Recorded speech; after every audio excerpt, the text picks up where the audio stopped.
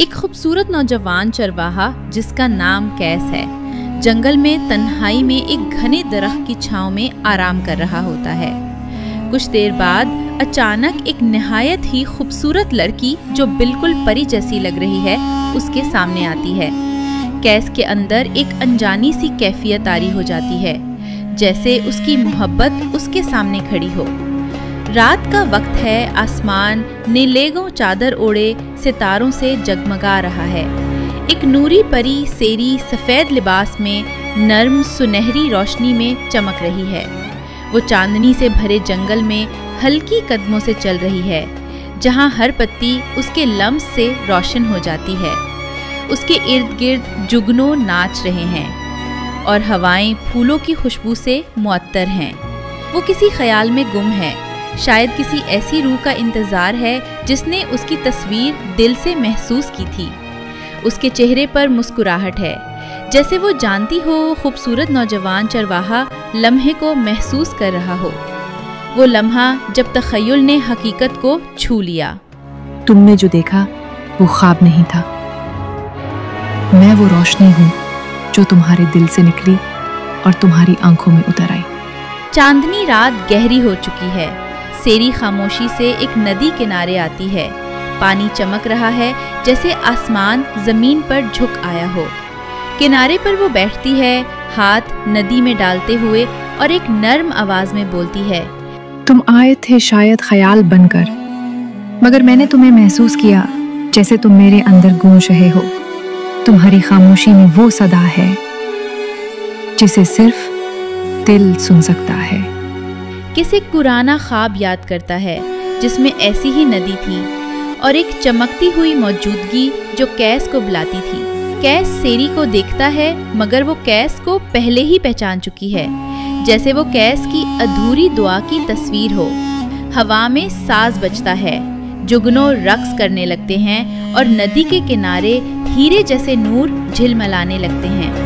सेरी तुमीस की तरफ पलटती है और इन दोनों की खामोश आंखों में वो बात हो जाती है जो लफ्ज़ों की मोहताज नहीं। सेरी अब नदी के पानी में कैस का अक्स देखती है, जैसे वो जानती हो कि कैस सिर्फ जिस्म नहीं, एक जज्बाती दुनिया हो जिसमें वो खुद को ढूंढ रही है। वो धीमी आवाज़ में कहती है, तुम जब खामोशी से मुझे देखते हो तो लगता है जैसे चांद भी रुक गया हो।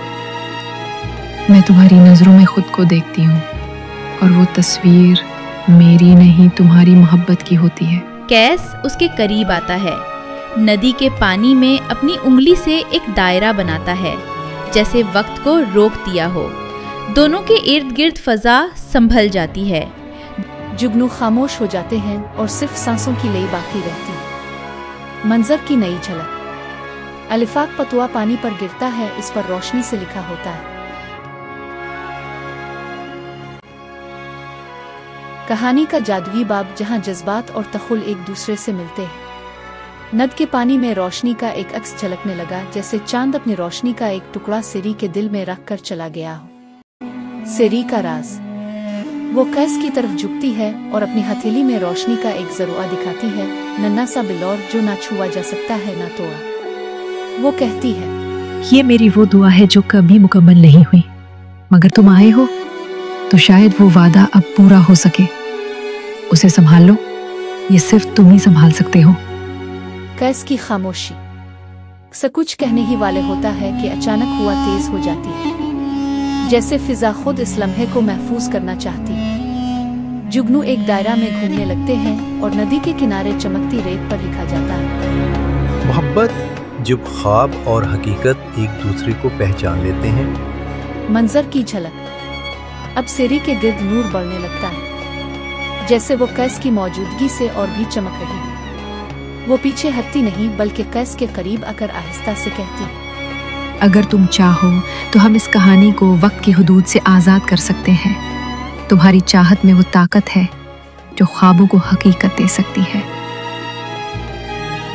तो आइए सुफियाना वादी की तरफ, जहाँ वक्त खामोश होता है और दिल बोलता है।